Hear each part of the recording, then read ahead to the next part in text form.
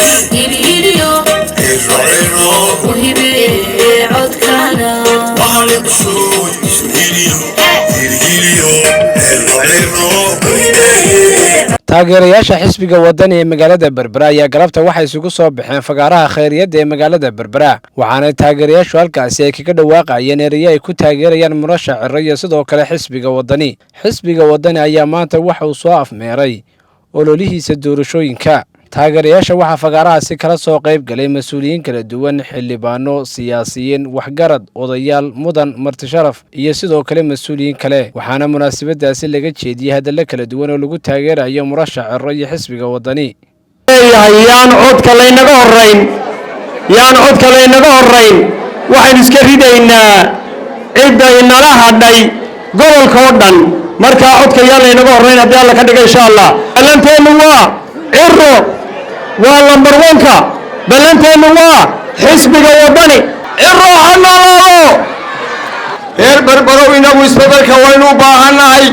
muusoo kaliya la bedeli maayo qof kastoo madaxa oo barakiciyay danyarteeni waa la bedelayaa oo uu ka mid yahay maayar cabdishakuur hadda abaan leenahay u baahanahay isbedel waxaynu u baahanahay isbedel laakiin isbedelku kuma yimaado erey kaliya isbedelka dhabta ay waxa uu ku imanayaa inaynu gacmaha isqabsano 13 November aynu u codayno xisbiga rajada shacabka ha hilmaamin qof kasta oo ruuxaadi u baahanahay Berbera inaynu soo celino maalinta ugu dambaysay ee xisbiga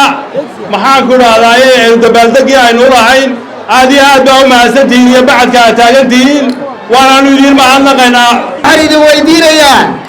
madaxweynaheenu wuxuu yidhi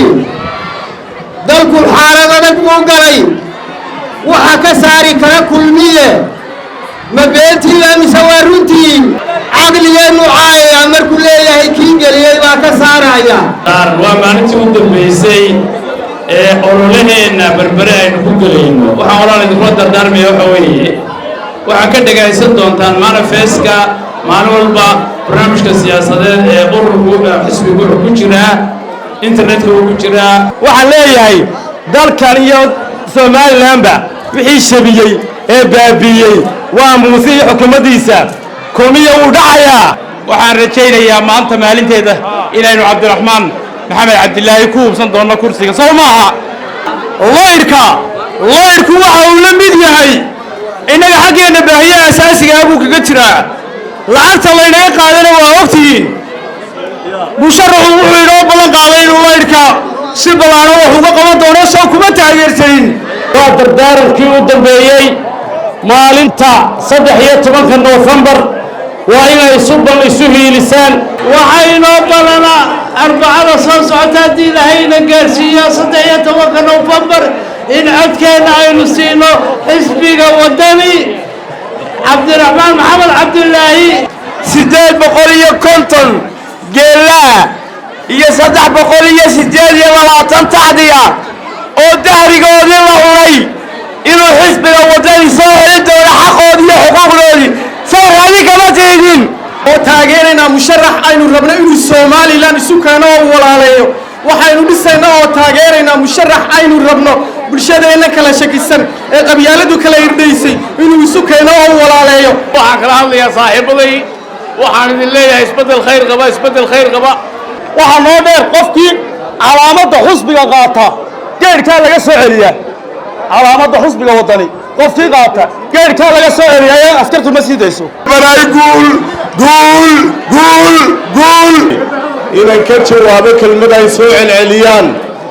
mas'uuliyiinta xisbiga kulmiye taasoo ah qarankan difaacaya qaranku hore ayuu ugu baahnaa in la difaaco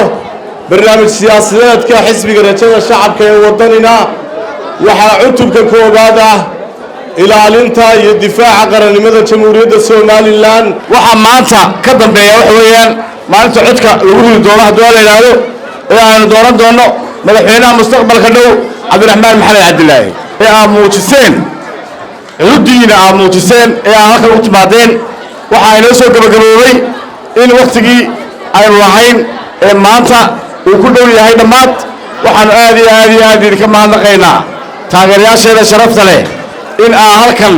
maanta ku xafladayseen raadigi saddexaad oo u dambeeyay maalintii aan soo baxaynay waxaan soo iman doonaa Cabdiraxmaan oo madaxweynaha